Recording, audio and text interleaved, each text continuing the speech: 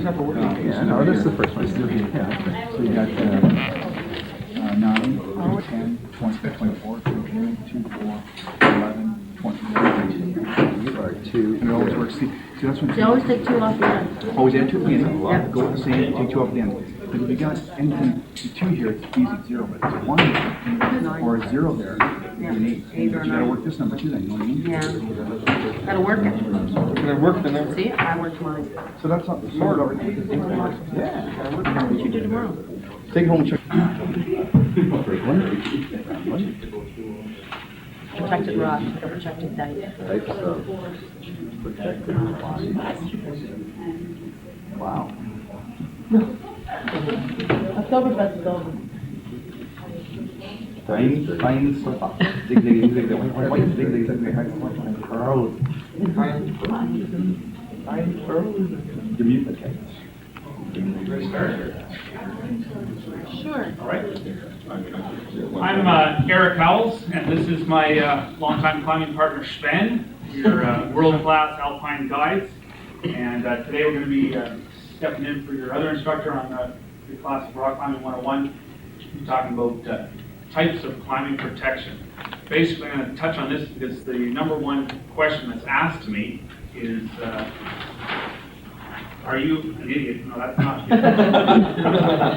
Would be what stops you from falling and breaking your neck when you're climbing. Basically, with all these new shows on TV and stuff like that, there's all sorts of rock climbing shows, and it's a new popular sport. Somebody starts talking about you might be able to, after this thing, able to differentiate between some of the stuff we're talking about and other things. By the end of the course, there's basically 3 different types of protected climbing, and by the end of it, you'll have be able to differentiate between them, and you'll have working knowledge of what they are basically. I picked this subject because I know all about it, or some of the stuff about it you don't. I figured I could snow you on it, and that's it. Is there anybody in here right now that knows anything about rock climbing?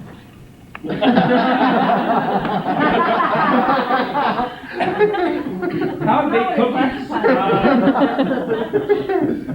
Okay, perfect. There's a couple little word points we've got to get out of the way. First, one is anchors. Anybody think of what an anchor is as it relates to rock climbing? Anybody got an idea? Heather? Hold something in place. Right, hold something to something. Excellent. And the other point is a belay. Anybody have any idea what a belay is?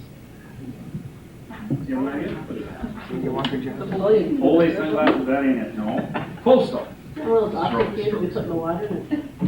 Oh, I thought you were saying a bowl. Some of you watch your channel. A belay as it relates to rock climbing is the technique for managing rope to safeguard a climber's fall. And it basically says is a person that's doing the belay is the guy on the dummy end of the rope that's holding the rope, so when you fall, he catches your fall, okay?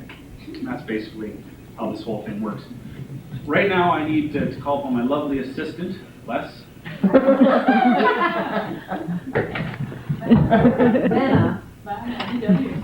And we got to explain some. The first thing we're going to explain is the technique of top roping. Top roping is very simple. Somebody runs up to the top of the hill. Generally done on smaller hills that you can run to the top of. Somebody runs up to the top of the hill, sets up an anchor. Someone holds the rope to a tree or something like that. And I'll let you down again. He's the only guy that would climb with me, actually. Basically, the anchor's set at the top of the hill. One over here on this side, Les. You get to hold the dummy end of the rope. I'm trusting you as my lifelong climbing partner here.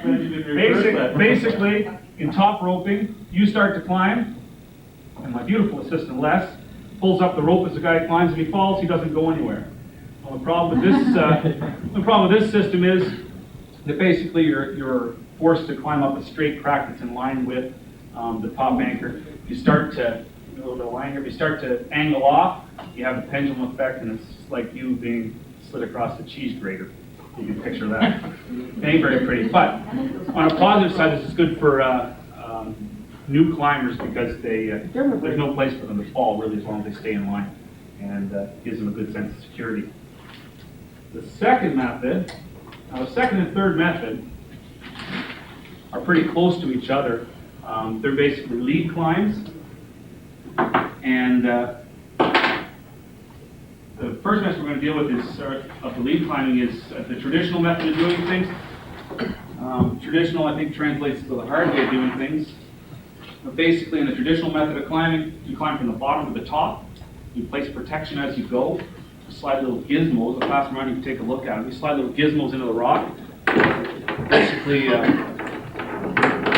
place them into the constrictions of the rock, into cracks or faults in the rock, and bring them down with constriction. One you can see there's a taper, and the other one is a friend. It's a common name for them. Spring-loaded camming device is what it stands for. Basically, that's for traditional climbing. So the guy starts at the bottom, his belay is at the bottom, he climbs up, puts in those pieces of protection, clips in, and goes from there like that. The positive things to this method are that you can go wherever you want to go. Hold straight again. You can go wherever you want to go, as far as off on different crack systems and stuff like that. The negative thing is that first, to get to your first piece of protection off the ground, you're probably going to find it's going to be worth your while, 20 feet off the ground with no protection. So you want to be pretty solid on what you're doing. And the second thing is, if you climb up 5 feet from your anchor, you fall 10 feet down. You climb 20 feet from your anchor, you're going to ground out and you'll fall 40 feet down. And that might not be appealing to some people. The other thing is, the negative side to this traditional method of lead climbing is that you have to place these pieces of protection, and that takes some time. And if you're hanging by your fingernails or just static for any length of time, it really wears and saps your energy. So it takes a little bit more energy to do traditional lead climbing. So the third method, Sam goes first. The third method is called sport climbing. Gotta get that back to my kids. The third method is called sport climbing. And basically in sport climbing, they've got these bolts already there for you. Sport being sport, it's easy. Traditional stuff, those pieces of pro are pretty expensive. They run you, for something like that, probably $70 a pop. So it's a big investment of money. These things are bolts, and basically you'll go to sport routes like Rattlesnake or Collingwood or something, and they'll already have routes set up where these things are basically bolted in. There's a bolt that's on and an anchor. This is an anchor, and it's strapped in like that. Same exact thing as lead climbing on traditional pro. You basically climb up to it and then just clip yourself in to your rope as you go. Same pros and cons. Lead climbing is over the top roping where you can still fall. The pros to this is that this doesn't tend to pop as easy as those pieces will. These are already there, so you can spend less time putting things in. You can put them in a lot quicker. And less time, less equipment, so it's cheaper for you. And that's the three methods. So basically, we've got top roping, pretty self-explanatory. We've got, thank you, Les. We've got traditional, which means you climb from the bottom up to the top and you put pieces in as you go. And your sport climbing, where it's a more of a sport like climb, and the pieces are already in there for you as you go up. The bolts are already in. Just as a quick review, those are the three choices. And I'll just give you a quick little test. The one in the middle, you've got the names of the three choices on the right side of or the left side of the piece of paper, so you're looking at it. The picture in the middle would be what style of climbing. Not good under pressure. Top. Okay. And the top picture with the bolts, or would already be in the rock, would be Heather? Sport. Excellent. And the protection at the bottom that goes in as you go would be Steve? Kevin. Traditional. Kevin. Excellent. It's okay, Bill. And so now you've got a little working knowledge of what goes on and how basically you're held on to the cliff. And it's a great sport. There's no better adrenaline rush. And The rappelling's the best part, come on. going up is the best part. And if you're looking to get into it, you can go to your local climbing store so you can come come find me anytime, because I'm always looking for somebody to hold a dummy in. A belay slave. Thanks. Dave, did you have a question? Eric, I have a question. 9. I picked up this business card the other day regarding this off-the-wall indoor rock climbing center in Barrie. Yeah. Are you familiar with it? Comments about it? I don't know. Who are they in relation to you?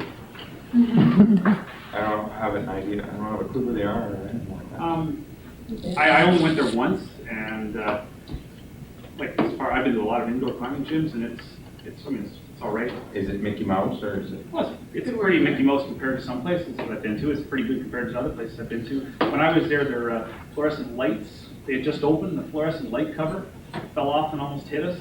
And I climbed up one of their anchors, and I wasn't too impressed with it. It was strapped around, they had a rope swung around a water pipe going across the roof. So I got up there and about 7 pieces, because they're screwed in, they turn. 7 pieces turned on me while I was there in about an hour. So they still had some bugs to work out, but they were nice people into their stuff.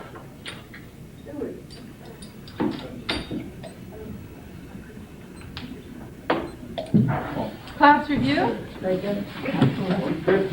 Any way that he could improve on that? More color? Yeah, I did bring in markers home. I had those that little one was what I did this morning with my kids' markers.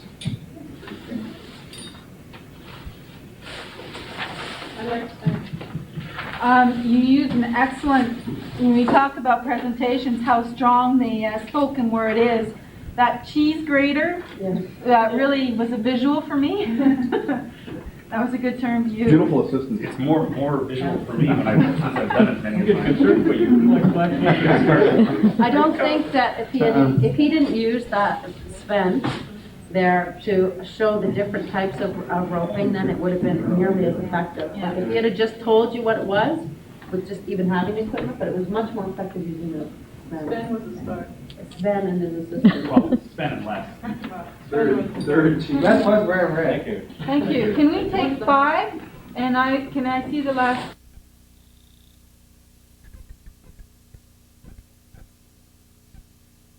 Talking about parent survival, and specific car games, what to do with your kids when you're on long trips. I'm quite qualified in speaking on this. I've lived the adventure from both sides of the street. I have 5 and a 6-year-old who are little monsters. They're real active in the car, and I made a number of long trips with them from Northern Ontario down here and back again. On the switch side of it, I'm one of 5 siblings, and I was a little hellion in the car when I was younger. So my mother used to amuse me with the games that I'm going to show you here. Has anyone here ever had a bad experience with their kids in the car? Got puked up. You got puked on. Yeah. Excellent. That's hardcore. What'd you do with it? What did my wife do with it mean? What you? I listened to one kid scream from going with the house. Heather, Been in that picture. that was you. So what did you do? Just yelled at them, or? Well, we had a few discussions, and then I turned up the music on the car, and then I guess you figured if you screamed louder, we'd hear more. It's always a good plan. And the other 2 were telling them to shut up. Was that your twins, or one of the twins? Well, basically, what I hope to achieve by the end of today is I hope to have taught you 4 car games that you can demonstrate at the end of, during the presentation and at the end. Some recollection of how these games are played and the rules on them. First game is thumb fight. It's pretty simple. You take your right hand, and you take your partner's right hand. Now, Kara, you'd help Ed with this, because I saw his orgasmal thing yesterday, so he might have a little bit of problem with it. A little salty But here. basically, you take your thumb, you interlock it with your brother's thumb or your sister's, your hands. Actually, Kevin, Steve, would you come on up here? I'm a little salty. That's all right. Kevin Steve. But yesterday I called him Steve, so I think I'll call him Kevin Steve. Basically, you interlock your fingers like that, and you thumb fight. Now, before we start this cool thumb fighting thing in the backseat of our car, count off the thing. Now, basically what you do is, as you count, you go from side to side. 1, 2, 3, 4. I declare a thumb war. And then you try and battle and pin your partner's thumb down. Okay, and you have to try and pin it for 3 seconds. 1, 2, 3, 4. You try and pin it for 3 seconds. When you're doing it with your siblings, if you're doing it with your peers, of course, we're not going to try and break the thumb off or dislodge the thumbnail. But when you're playing with your brothers, the object is to make them cry in the back seat to really irritate your mother even more. So what I'll get you to do is just to pair up, sit real close like you're sitting in the back of a car with somebody. Yeah, you're not talking about usually. One, 1, 2, 3, 4. I declare a thumb war.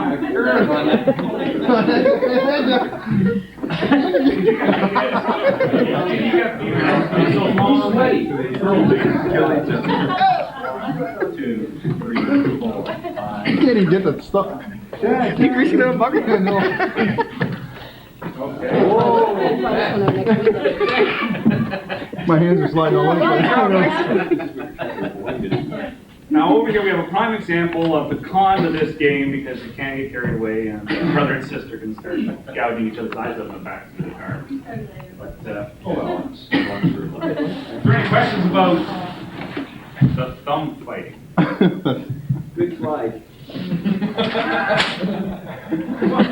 How can you do it so cool? I learned from Dave. No, we're video. Okay. Any questions about the thumb fighting? Any of the rules to this? How long do you have to hold it down for? 4 seconds. 3 seconds. I counted 4, but 3 seconds. What's the real objective of the game? Hurt your brother. Right. Actually, hurt your brother. Second game we're going to touch on, I'm going to show you, is bury all your animals. Now picture this. You're in Heather's car. You're driving down Highway 93. The kids are in the back seat screaming. They've got each other by the hair. And Heather said, "Kids, I got a game for you. Let's play bury all your animals." Sudden hush over the car. As the kids stick their faces to the window of the car, looking out, scanning the horizon for animals. It basically works. You're driving down the car, and every time you pass a field where there's a horse or a cow or a pig, you yell out, "Those are my pigs! Those are my cows!" Of course, it kind of goes downhill after a while, and it usually ends up in "That's my dead raccoon." We're not going to get that far. We're not going to digress that far here. But basically, that's how it works. So you're driving along, and you see an animal pop up, and you yell that out. Now, as you're driving, you're counting all these animals that you've saved up. First guy to call it out, that's his animal. You're counting all these animals, you save them up. And when you get to a graveyard, even though you might be 100 down, if you're the first guy to see a graveyard, you yell, "Bury all your animals," and you sink your brother. This is an excellent game to amuse the kids until they lose. And then you have to come up with game 3, which I'll show you in a bit. Basically, we're going to practice this. When you see an animal come up, I want you to yell out, "That's my," whatever it is, okay? So we're driving in the car, you guys are in the back seat, scanning the horizon, and you can see this on Highway 93. Just escape from the Elmville Zoo. Okay, we're driving along the car. That's my line. Excellent. Good initiative. Cheat to win. That's my line. Oh, that's lost. You wasn't paying attention. Oh, well. Here we go. Okay, let's try this again. Let's try this again. You got to be quick. Keep your attention. Barrel lions. One escape. Very sure. Excellent. A little off base, Heather, but What's in the shirt? You said bury my shark. that's my shark. That's Lake Simple. Okay, here we go. Bury the vampire. Excellent. That's my shark. That's my shark. That's our seal. Okay, we got that game down pat. There's love toy. You got one skate on you. Is there any questions about burial your animals? Pretty much. You have to count the whole herd of cows. That's my hooker. Well, you can. You got an escapee. Yeah, you can bastardize it. This basically self-explanatory. You got your count for animals. You can make averages or approximations on how many animals a herd. You say 50. Mother's usually the referee. Mothers have to do everything. That's I just have to do it again. Is there any questions on that? Just sit around. Nothing at all. Excellent. You guys are so smart. The third game for the back of the car is paper, scissor, stone. I imagine you've all played this before. It's pretty simple. The symbol for paper is your hand. This is a piece of paper. The symbol for stone is a fist. And the symbol for scissors is scissors. Kevin, Steve, you want to come up here again? Know about dynamite. Okay, basically the way this works is you're going to count off to 3, throw in one of those 3 objects. You're either going to make a hand, a rock, or a scissor. And depending on what your partner throws or the group that you're playing with throws, it picks a winner. You might have to play process of elimination on this. But basically the rules are that rock crushes scissors. So if I throw in a scissor and he throws in a rock, he wins that one. If he throws in a rock and I throw in paper, paper covers stone. And if he throws in scissors and I throw in paper, paper cuts scissors. So paper, or scissors cut paper. Yeah, so that's the basic gist of the thing. You go 1, 2, 3, just like in Lethal Weapon. It's in on 3, not 1, 2, 3, and go. Like Kevin just messed up my game. 1, 2, 3. Okay. Obviously, Kevin has played this game before. Mind reads and he cheats. It's a stupid game that only wimpy people would sell it. Pair up with your partner again. And it's remember 1, 2, and go on 3, not 1, 2, 3, and go on.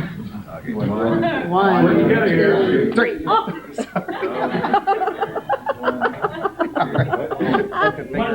Work with Scott. That was paper, what did you ask? Try it again. 1, 2, 3. Yeah, oh, there you What was that, like a tie? Yeah. You're funny with this. Decide who's going to do the diapers? So we each won one. No. Arm wrestle for diapers. 5 more other things. 1, 2, 3. You guys think alike? Excellent work. Apparently small things are small minds back here. That's all right. Don't worry about it. Sorry, teacher. Excellent. You all seem to have got it, and Heather somehow has turned it into a contact sport, but we'll work past this. Any questions about that? Looks like everybody's played it. Staff members got it down pat. The fourth and final game. Now this one I have to pick somebody. Heather, you'll do one of this. This is my most favorite game. It's called Punch Buggy. It's a pretty simple game.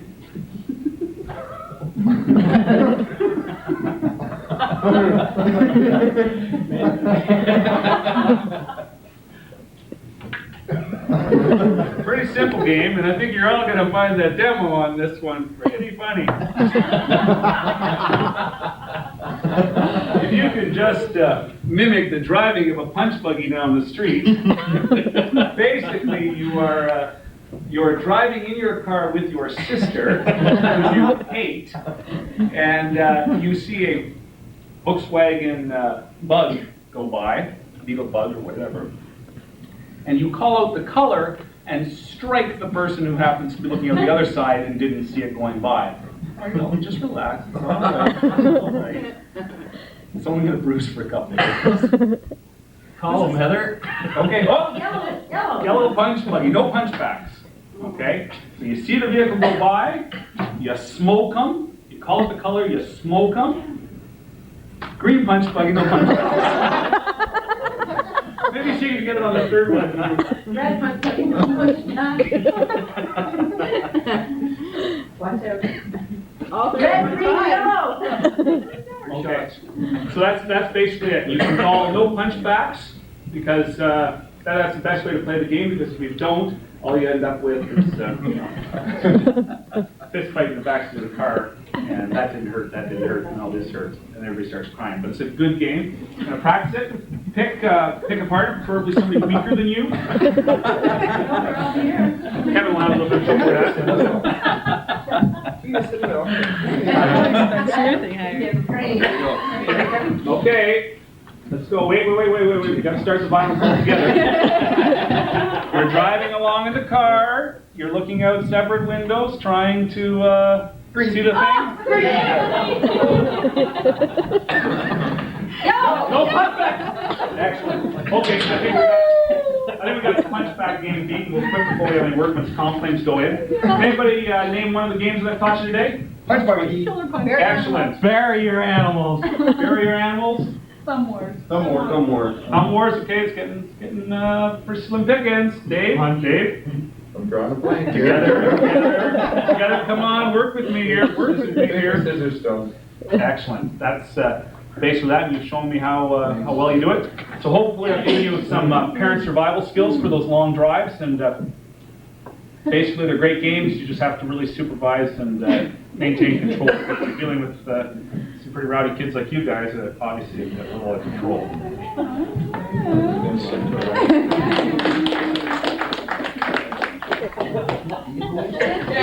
Fun.